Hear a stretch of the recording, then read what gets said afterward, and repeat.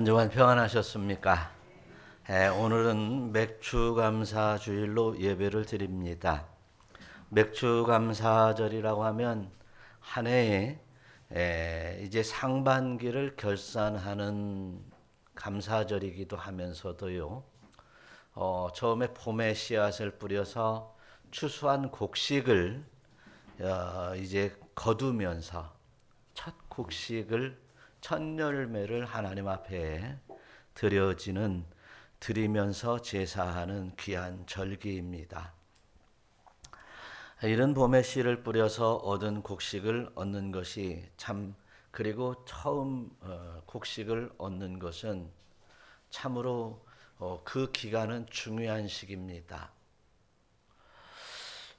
추운 겨울이 지나고 그리고 봄에 이를 때 이제 가을에 저장했던 곡식들이 다 떨어지게 되고 또 이제 새로운 곡식이 나올 때까지 이 봄의 계절은 석 달은 아주 힘겨운 조상들의 삶이었습니다. 그래서 많은 사람들이 이제 때로는 굶어 죽기도 하고 그 기근 속에서 정말 어려운 삶을 살아가기도 합니다. 그래서 저희 어렸을 때만 해도 참 이 가난한 집에서는 집세기 풀을 풀을 뭐 집세기 풀이라고 하나요? 그 풀을 뜯어다가 죽을 끓여서 먹는 이런 일들이 가끔 있었습니다. 그래서 그 보릿고개라고 얘기를 해요. 보리가 자라서 입이 나와서 목이 나와서 그 익는 그 기간을 이제 보릿고개라고 얘기를 해요. 그런 가운데 우리나라에서도 선교사님들이 들어와서 야, 정말 보릿고개가 심하구나. 그래서 정말 이 보릿고개에 굶어 죽지 않고 또 이제 건져 주신 하나님 앞에 먼저 첫 곡식을 가지고 감사하는 그 주의를 정해 놓고 맥주감사 주의를 지키게 되었습니다. 그런데 구약의 모든 절기들은 신약 성경에서 부활절과 연결이 부활절로 완성이 됐어요. 그래서 가장 신약 성경에서 우리가 신약 시대에 사는 성도들이 부활주일이 가장 큰 명절이고 그리고 가장 영광스러운 날이고 감사하는 날인데 특별히 이 맥주감사주일에 대해서 종교개혁자들뿐만 아니라 이제 그 선교사들 우리나라에 처음 들어온 선교사들은 이 감사절을 꼭 있어야 되겠다. 그래서 맥주감사주일, 추수감사주일 두 번 더 들어오게 되었습니다. 저와 여러분들이 정말 이 감사라고 하는 것이 우리가 어떻게 하나님 앞에 감사해야 될 것인가에 대해서 오늘 잘 배웠으면 좋겠습니다. 부모님들에게 정말 감사하는 마음이 있는 마음을 전달할 때 뭐 생일날이 되었던 회갑이 되었던 뭐 팔순이 되었던 칠순이 되었던 이렇게 해서 잔치를 베풀어 드리기도 합니다. 그런데 그 잔치를 베풀어 주는 자식들이 고맙기도 하지만 때로는 너무너무 마음이 아플 때가 있습니다. 저놈들은 굶어 죽게 생겼는데 어떻게 먹고 사는지도 모르는데 이렇게 잔치를 크게 베풀어 주니까 부모님들은 그 고마운 마음보다도 이제 가슴이 쓰라린 그런 잔치를 하는 일들이 참 많아요. 옛날에는 그런 과시욕이 있고 막 그래서 큰 집에서 살아야 되고 막 큰 잔치를 베풀어야 되고 하면 어깨가 좀 올라간다. 뭐 없는 시대에 그랬다고 치지만 이제 먹고 사는데 별 문제가 없고 그런 대로 지내는데 별 문제가 없는 이 시대에 그렇게 자식이 굶어 죽게 생기고 직장도 못 다니고 벌이도 시원찮은데 부모에게 어마어마한 잔치를 베풀어 준다고 하는 것은 오히려 부모님에게 근심을 드리는 일이 될 수 있다는 사실이에요.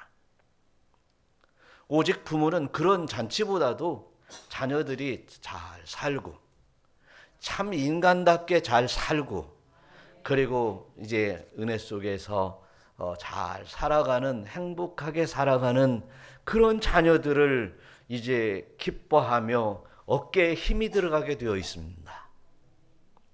사랑하는 성도 여러분, 저와 여러분들이 오늘 이 맥주 감사 주일에 특별히 생각해야 될 것은 하나님 앞에 뭐 얼마를 드린다든 어떤 교회들은 뭐 맥주 감사 주일과 뭐 추수 감사 주일 때는 양 한 마리씩 드려야 된다. 뭐 드립시다. 막 이런다고 하는데 이런 거 말고 그런 거 말고 여러분 마치 부모가 자녀들 잘 먹고 그런 대로 행복하게 잘 살아가는 그런 아름다운 모습을 보면 기뻐하고 행복하듯이 하나님이 가장 기뻐하실 만한 올바른 성도의 모습이요 아름다운 성도의 모습이요 구원받기에 넉넉한 모습으로 하나님이 함께하기에 기뻐할 만한 모습으로 성숙된 신앙을 갖는 것이야말로 진정한 하나님 앞에 감사할 제목이 돼야 될 줄로 믿습니다. 그렇습니다. 여기 지나고 보니까요, 이게 금반지가 있는데 제가 결혼할 때 금반지를 가지고 있었는데요, 이제 만들었는데요, 우리 아내가 만들어줬는데 그걸 중간에 잃어버렸어요. 잃어버려서 또 다시 이제 또 만들었어요. 근데요, 이렇게 쳐다보기만 가끔 쳐다보지 손가락에다 끼면 말이죠. 이게 불편해가지고 지금 뭐 이렇게 그 연필통에 들어 있어요. 지금 또 그 잔칫날 한번 잘 먹고 배부르게 먹으면 그것이 얼마나 행복할 일이에요. 요즘은요, 자기 생일날이든 뭐든 먹는 것이 중요한 것이 아니라 그 생일날도 다이어트 해가지고 살 빼려고 아무것도 안 먹는 그런 그 생일날인 게 한 번만 먹어볼까? 그래가지고 조금 먹고 그런 사람들이 얼마나 많은지 몰라요. 자, 여러분, 우리가 진정한 하나님 앞에 감사는 뭐예요? 나를 관제로 드려지는 이런 역사가 여러분에게 있어서 하나님이 기뻐 흠양할 수 있는 여러분들이 되시기를 축원합니다. 바로 오늘 그런 얘기예요. 오늘 이제 여러 모양으로 오늘 말씀을 볼 수도 있겠지만 아하, 정말 여호야다라고 하는 이 제사장 한 사람이 한 일이 참 하나님이 기뻐하시겠구나. 진정한 산 제사요. 그리고 자신을 관제로 드렸던 이런 여호야다의 제사장의 모습이었구나라고 하는 것을 발견할 수 있어요. 그래서 정말 하나님께서 나를 기뻐하실 만한 또 오늘 본문에서 이제 여호야다가 자신을 관제로 들여가며 하나님의 의를 이루었던 것처럼 영적 영과 진리로 하나님 앞에 영광 돌릴 수 있는 믿음의 권속들이 되시기를 축원합니다. 그래서 오늘 본문은요, 이스라엘이 세워지고 가나안 땅에 들어간 이스라엘 백성들이 이스라엘에 세워지고 초대 사울 왕, 그다음에 이제 다윗 왕, 그다음에 솔로몬의 아들 르호보암, 그리고 솔로몬의 총리 신하였던 이제 여로보암이 북이스라엘을 세웠고 이제 솔로몬의 아들이었던 르호보암이 남유다를 세워서 쭉 이제 지나가고 있는데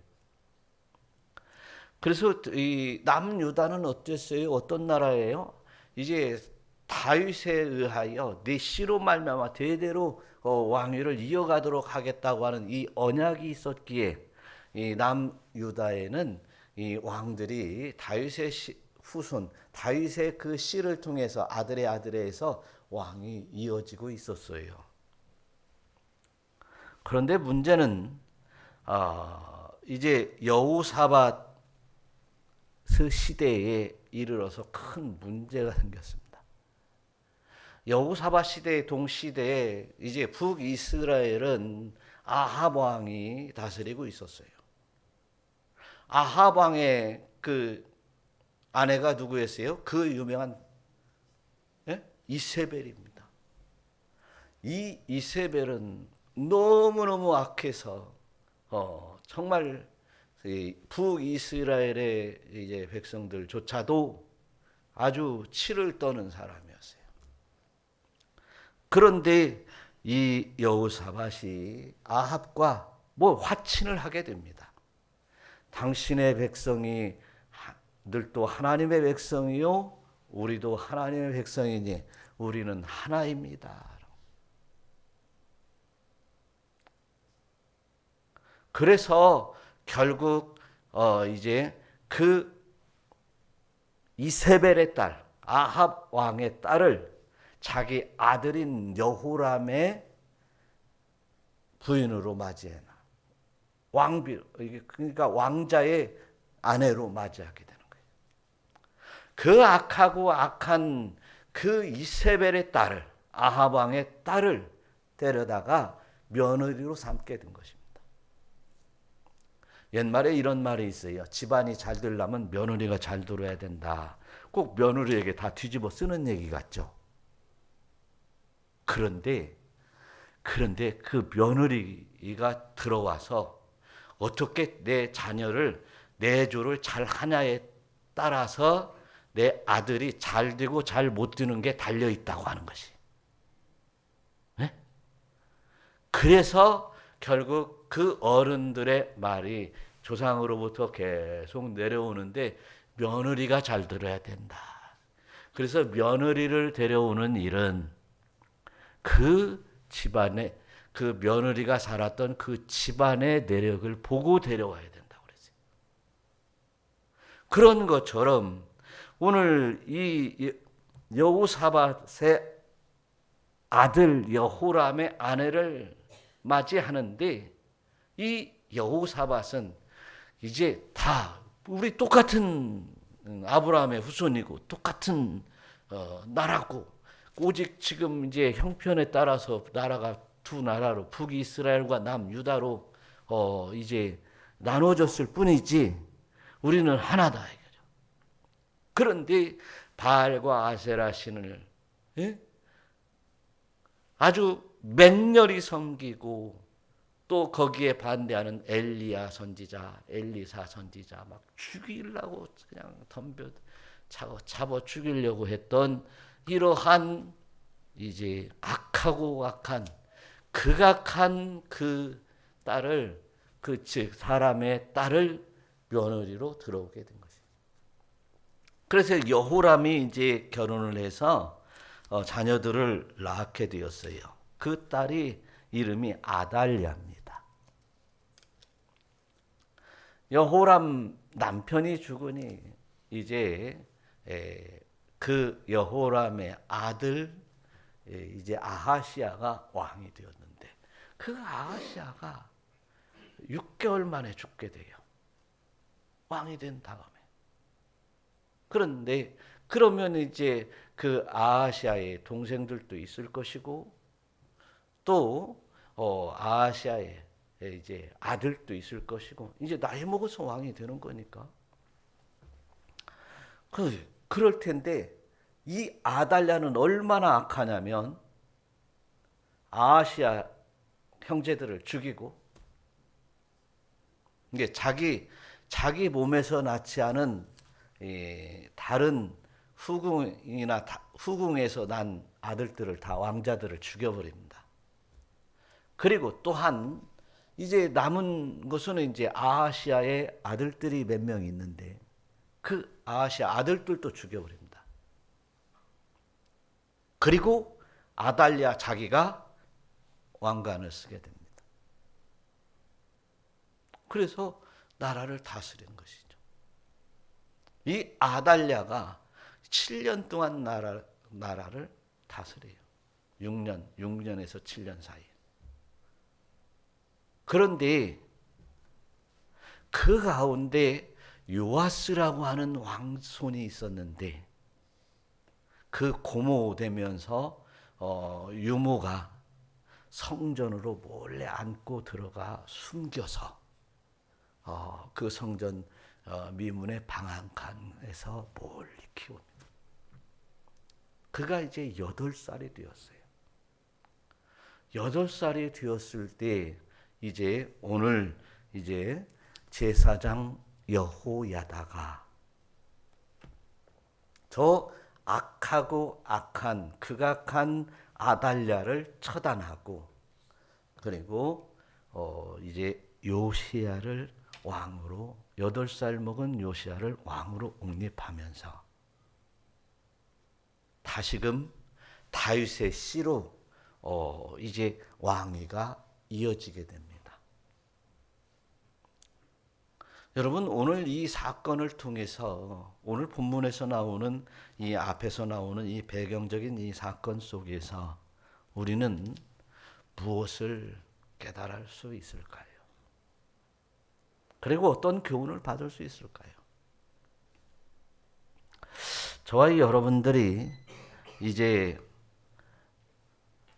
정말 악한 것을 선으로 바꾸지 아니하면 평온할 수 없다라고 하는 것을 깨닫게 해주십니다. 따라서 하시기 바랍니다. 평온을 위해서 악을 선으로 바꿉시다. 할렐루야. 악, 내 안에, 내 집 안에, 내 교회 안에 이 악이 있다면 또 이 나라에 이 악한 것이 있다면 선한 것으로 바꾸는 사람만이 평온할 수 있다는 사실을 믿으시기를 축원합니다. 비록 여호야다는 이 제사장 여호야다는 그 엄청난 위험 속에서 죽을 각오를 하면서까지도 악을 선으로 바꿨다는 사실입니다. 이는 하나님께서 약속하신 그 언약을 따라서 살기 위하여 그 언약을 이루기 위해서 죽을 각오를 하면서 악을 선으로 바꿔 나갔다는 사실이에요. 그래서 결국 그 여호야다는 이제 그가 그를 신임하는 이제 군대를 이끌고 비록 많은 군대는 아니었지만 비록 신임하는 그 군대를 이끌고 이제 바로 그 극악무도한 아달랴를 처단하는 것이죠. 또 그를 따르는 자까지 모두 몰살시킵니다. 그래서 저와 여러분 신앙생활의 길이 그냥 이렇게 살살 조금씩 변화해야 되겠다 그렇게 생각하지 마시고 확실히 바꿔버려야 됩니다. 전라도 사투리가 또 나왔네요. 확실히 바꾸시기를 축원합니다. 내가 예수를 믿는 분명한 궁극적인 이유는 천국 가기 위해서예요. 내가 예수를 믿고 천국 가기 위해서 내가 내 심령이 온전히 서게 되면 그의 나라와 의를 위해서 구하게 되면 이제 모든 것을 후히 하나님께서 부어 주실 줄 믿으시고 바꾸는 거예요. 바꾸는 거예요. 제가 우리 고등학교 때부터 고등학교 졸업하자마자 9명의 모임이 있었어요. 그래서 그 모임을 이제 만났었는데 우리 친구들이 막 거제도로 취직하고 창원으로 취직하고 부산으로 가고 서울로 가고 저 광주로 취직하고 하다 보니까 그 9명이 만나러 가려면 꼭 이제 1박 2일로 만나게 되는데, 이 친구들은 예수를 안 믿는 친구들이에요. 저는 서울의 집사님. 그래가지고 이렇게 창원을 가게 되면 빠지면 벌금도 내야 되고, 창원을 가게 되면 야, 그래서 왔어. 그래서 이제 저녁을 먹고 10시, 11시까지 놀다가 그러고 이제 주의를 지키러 차를 운전하고 오는 거예요. 와서 이제 그것도 주일 이제 가서 교회에 오니까 밤새도록 운전하고 왔으니 좋은 거예요. 그것이 한 번, 두 번, 세 번. 그러다가 어느 날 갑자기 이거 다 도저히 안 되겠다. 이거 거기서 뭐 내가 안 가도 회비만 붙이면 뭐 나 교회 가야 돼. 회비만 붙이면 뭐 이렇게 인정해 줘라 어쩌고 뭐 그러지 않았어요. 나 모임에서 빠진다. 너네들끼리 해라. 나는 교회 가야 되니까 빠진다. 그러고 그 모임에서 탈퇴를 했어요. 여러분, 한꺼번에 그냥 아주 베듯이 탁 자르지 않으면 안 되는 일들이 참 많아요. 내 구습을 끊어내는 일들, 또 이제 내 성격적인 여러 모양들, 아주 확실하게 정리하지 않으면 안 될 일, 그것에 발목 잡히는 거예요. 늘 그렇게 그것들이 그렇게 뒤쫓아오면서 그냥 잡아당기는 거예요. 우리의 신앙생활을 나태하게 만들고, 그리고 온전한 믿음으로 하나님 앞에 정진해 나갈 수 있는 것을 이제 가지 못하도록 뒷덜미를 잡게 되는 거예요. 이렇게 오늘 여호야다의 결단은 나라를 온전히 세우게 된 것입니다. 저와 여러분들이 이 지긋지긋한 인생을 막고 또 신앙을 막는 지긋지긋한 것들을 사실 따지고 보면 별거 아니잖아요. 별거 아니잖아요. 내 영혼이 더 중요하잖아요. 내 영혼이 중요해요. 내가 살고 내 자녀들이 이제 영적인 은혜 속에 사는 것이 더 중요한 거예요. 그러나 보이는 것들 때문에 이제 영적인 모습이 쇠퇴해져 간다면 하나님께서 나를 죽이는 것이 아니라 내가 나의 영혼을 죽이는 것이에요. 하나님은 오직 살리시는 분이시지 죽이시는 분이 아니십니다. 하나님은 우리를 칭찬하시고 우리를 보호하고 인도하시는 분이시지 결단코 우리를 징벌하시려고 작정하시는 분이 아니십니다. 그 작정은 누가 끌고 가요? 내 영혼이 그 작정, 이제 그 징벌의 작정으로 끌고 가게 되는 것입니다. 그래서 저와 여러분들은 육신의 생각은 사망이요 영의 생각은 생명과 평안이니라. 할렐루야. 그래서 육신의 생각은 하나님 앞에요 원수가 된다고 그랬어요. 네? 하나님 앞에 원수가 된다. 그런 육신의 생각들은요 하나님의 법에 굴복하지 않으려고 막 안간힘을 쓰는 거예요. 나는 그럴 수 없지. 뭐 내가 누군데. 누구기는 누구예요? 죄로 말미암아 이미 심판받아 마땅한 자지. 그러나 하나님께서 그 은혜를 베풀어 주시사 구원의 은총을 베풀어 주시사 오늘까지 보호하시고 인도하시는 거 아니겠습니까? 믿으시기를 축원합니다.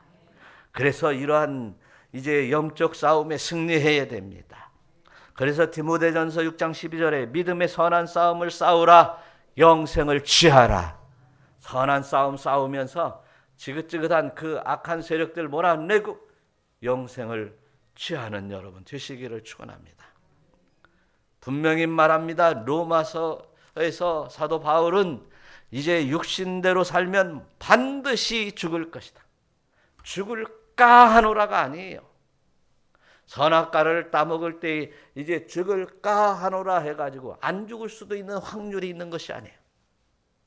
우리도 육신대로 살면 이제 안 죽을, 내 영혼이 멸망받아 심판받지 않을 확률이 좀 몇 프로나 있을까? 뭐 이게 아닌 거예요. 반드시 망하게 되어 있고 죽게 되었고 심판받게 되었고 지옥 갈 수 있다. 그러니 우리 아버지 하나님께서는 야, 너 정말 뭐 이렇게 나에게 날마다 나와서 예배 드리고 날마다 뭐 헌금하고 막 이러는데 야, 그보다 더 나은 게 있다? 뭐가? 너를 바쳐라 이거지. 너를 바쳐라. 너를 관제로 바쳐라. 네. 육신대로 살지 말고 영적 싸움을 싸워 이겨서 진정 네가 나의 자녀가 되기를 원한다. 할렐루야. 그런 여러분 하나님의 자녀의 모습으로 온전히 세워지기 위해서 평온을 위해서 정말 이 악을 선으로 바꾸는 역사가 있으시기를 축원합니다. 두 번째로 17절 한번 읽어봐요. 여호야다가 왕과 백성에게 여호와와 언약을 맺어 여호와의 백성이 되게 하고 왕과 백성 사이에도 언약을 세우게 하매. 할렐루야. 여호야다가 말이죠. 사실은 거사를 했는데 자기가 왕이 되지 않았어요. 여호야다는요 사실은요 왕족이에요. 여호사밧의 후손이에요. 그 아들이에요. 내가 왕이 될 수도 있어요. 그런데 지금 하나님의 뜻은 뭐예요? 다윗의 씨로 나가되 누구예요? 혈통에 따라 나가게 되니까 누가 세워져야 돼? 요아스가 세워져야 돼. 여러분 하나님의 뜻에 순복하면서 진리의 말씀에 순복하는 우리 모두가 되시기를 축원합니다. 하나님의 모든 말씀은 우리가 이제 지키기에 능히 합당한 말씀인 줄 믿으시길 바라요. 하나님의 말씀을 지키면 평온하다는 사실이에요. 하나님의 말씀을 지키면 이제 악에 빠지지 않는다는 사실입니다. 하나님의 말씀을 지키면 하나님의 자녀로서의 평온한 삶을 살아갈 수 있다는 사실입니다. 그러나 우리가 가끔 하나님의 말씀과 내 생활은 너무도 동떨어진 생활을 할 수도 있어요. 나의 욕심과 탐심과 나의 욕망들은 하나님의 의를 이루지 못하게 하는 일들이 얼마나 많은지 모릅니다. 과거의 출애굽 시대에 만나를 거둬들일 때에도 말이죠. 하루 것만 거둬들이라. 안식일 때 되면요. 딱 이제 안식일이 다가오면 이틀 것만 거둬들여. 오늘 먹을 것과 내일 안식일 먹을 걸 거둬들여라. 모든 사람들의 삶의 방식은 이미 성경에 하나님의 섭리 아래서 정해진 것입니다. 그것이 이제 그렇게 살면 평안하다는 사실이에요. 평온하다. 세상은 아무리 혼란스럽고 아무리 전쟁이 일어나고 아무리 약한 세상이 되어도 우리는 평온한 세상을 살 수 있어요. 하나님의 진리의 말씀대로만 살아가면 말이죠. 그래서 저와 여러분들은 늘 항상 이제 예수님의 사랑의 법에 살면서도 하나님의 말씀들, 진리의 말씀들, 이제 예표로 보여주시는 구약의 말씀들을 늘 참고하면서 어긋남이 없이 살아가야 될 줄로 믿습니다. 그래서 하나님의 언약은요, 이 언약은 이제 언약 신학에서 보면 이 성경이 언약이라고 얘기를 해요. 하나님의 이 모든 성경의 말씀은 하나님의 입으로부터 나온 말씀이에요. 단지 기록자에 의해서, 선포자에 의해서 우리 사람들 가운데 한치 영적인 은혜가 있는 사람들을 사용했을 뿐입니다. 그렇기 때문에 이 모든 말씀들, 이것은 하나님과의 언약이라고 하는 말은 메리트라고 하는 계약입니다. 계약. 그래서 우리는 이제 언약을 세워나가는 것입니다. 세워나가려면 이제 곁가지들을 다 자르고 세워나가야 됩니다. 집을 질 때 기둥을 사용할 때 기둥 곁가지까지 다 두고 집 짓는 사람은 없어요. 삐쭉삐쭉 나와 있는 이 곁가지들을 다 잘라내야 됩니다. 진리의 말씀에 어긋나는 것들을 다 잘라내야 됩니다. 그래서 정말 신실한 하나님의 사람으로 거듭날 수 있기를 축원합니다. 우리는 이미 예수 그리스도를 믿는 사람들은 하나님과 나 사이에 계약이 이루어진 것입니다. 성경대로 살기로 계약을 이미 한 것입니다. 그리고 내가 예수를 믿겠습니다 시인하고 고백하는 것은 하나님의 말씀대로 살겠습니다 하고 고백한 것이다, 그런 얘기예요. 그런데 믿는다고 하고 그 고백의 언약을 이제 이루어가며 사는 것하고는 상당히 거리가 있다고 한다면 그 믿음의 고백은 헛것이요 가짜가 되는 것이에요. 그래서 하나님의 말씀을 하나하나 순복하며 살아갈 때마다 그 계약이 이루어지고 있는 것입니다. 사랑하는 성도 여러분, 우리가 믿는다고 말로만이 믿는 것이 아니라 하나님과의 이 언약을 하나하나 이제 이루어가면서 합의된 계약을 하나하나 지켜가면서 신앙생활 할 수 있는 여러분 되시기를 축원합니다. 바울의 결단이, 아브라함의 결단이 또 이제 신약 성경에 넘어오면서도 보면 바울과 이제 베드로 제자들의 결단들이, 그들은 다 주님을 따르는 데 있어서 많은 것을 버려야 됐었습니다. 그런데 우리는 내 것을 버리지 않고 내 가지고 있는 내 악을 제거하지 않고 이제 신앙생활하고 믿는다고 예수님을 따르려 하고 있다는 사실이에요. 야곱처럼 이제 상수리나무, 그가요 이제 야복강가에서 천사와 씨름하여 이겼다라고 했는데 그 천사가 바로 누구였냐면 하나님이 나와 씨름해서 너 이겼다라고 해요. 지금부터는 이스라엘이라고 하겠다 이렇게 할 정도로 대단한 결단과 대단한 신앙을 가지고 있어요. 그 나름대로의. 그러나 그런 거 가지고 야곱은 계속해서 헤매고 돌아다녔습니다.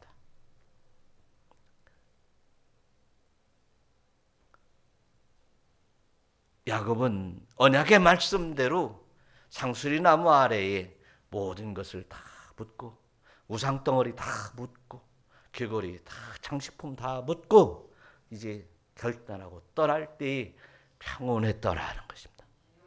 할렐루야. 그 다음에는 이제 뭐냐면 또한 이제 세 번째로 보니까 18절 한번 읽어봐요. 시작. 온 백성이 바알의 신당으로 가서 그 신당을 허물고 그 제단들과 우상들을 철저히 깨뜨리고 그 제단 앞에서 바알의 제사장 맏단을 죽이니라. 제사장이 관리들을 세워 여호와의 성전을 수직하게 하고. 성전을 수직했다라고 하는 말은 잘 지키고 곧게 세웠다, 그런 말입니다. 여러분, 여러분들이 가정도 마찬가지고 교회도 마찬가지고 여러분의 심령도 마찬가지입니다. 다 모두 나라도 마찬가지겠죠. 세워야 될 것입니까? 헐어야 될 것인가? 라고 하는 것이 참 중요한 것입니다. 내가 어떻게 하냐에 따라서 헐어지기도 하고 세우기도 한다는 사실이에요.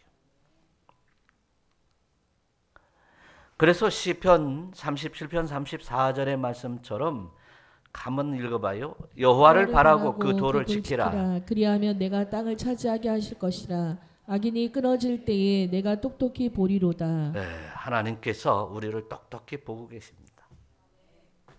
땅. 그래서 악인이 끊어질 때까지 똑똑히 보고 계시는 거예요. 또 어떻게 땅을 차지하는지 똑똑히 보고 계실 것이에요. 어떻게 저와 여러분들이 신앙생활에 매진하면서 어떻게 그 심령의 성전이 아름답게 세워지는 것이 성전의 청소를 잘 할 것인가에 대해서 하나님은 똑똑히 보고 계신다는 사실이에요. 얼마나 이제 그 성전 청소해야 되는 또 참 정화하는 이 모습들 수직하여 세우는 이런 일들이 중요한지 모릅니다. 단지 우리의 신앙생활은 주일을 지킨다고 와서 예배드리고 또 헌금을 하고 또 이제 뭐 찬양을 하고 또 약간의 헌신을 해가면서 뭐 나는 하나님을 섬기며 예수를 믿는다라고 하기에는 하나님은 그 중심을 보고 있습니다. 이 중심에 있는 지난주에 말씀드린 성전이 제대로 세워지는지 세워지지 않는지를 보고 계신다는 사실. 그래서 심정의 성전을 아름답게 잘 지키시기를 바랍니다. 어떻게 지켜야 될 것인가에 대해서 에베소 6장 13절의 말씀으로는 하나님의 전신갑주를 취하라 라고 했어요. 이는 악한 날에 너희가 능히 대적하고 모든 일을 행한 후에 서기 위함이다. 악한 날에 서야죠. 세상이 참으로 가면 갈수록 악한 세상이 되어가고 있고 예수 믿는 것에 대해서 방해되는 세상으로 굴러가고 있는데 우리가 예수 잘 믿고 우리의 신앙이 온전한 모습으로 성장하기 위해서는 이제 능히 대적할 것 대적하고 할렐루야. 훗날 하나님 앞에 온전히 서기 위해 우리는 힘써야 될 줄로 믿습니다. 그래서 이제 계속해서 하시는 말씀은 뭐 전신갑주를 입고 호신경을 뭐 붙이고 뭐 이런 얘기 하시는데 그 뭐 얘기 안 해도 설명 안 해도 이런 거 잘 알겠죠. 정말 깨어 있어야 되고 기도해야 되고 하나님의 말씀을 쫓아 살아야 되고 그리고 성령을 충만케 받기에 간절히 소망하는 여러분들이 되어야 될 줄로 믿습니다. 그렇게 성전을 수직하고 정화하고 하니까 뭐예요? 20절 뭐라고 합니까? 온 백성이 즐거워하고 온 성이 평온하더라. 할렐루야. 그래요. 시편 107편 30절에 보면 그들이 평온함으로 말미암아 기뻐하는 중에 여호와께서 평온하면 기뻐하신다는 거예요. 그들이 바라는 항구로 인도하시는도다. 할렐루야. 여러분 여기까지 도달해야 주님의 인도하심을 제대로 그 항구의 품에 안기게 되는 거예요. 우리 영원한 인도하심의 그 영원한 이 끝자락 완성된 항구 하나님의 나라 아니겠어요? 그런 여러분 되셔서 여러분 모두가 승리하는 여러분 되시기를 축원합니다. 기도하겠습니다.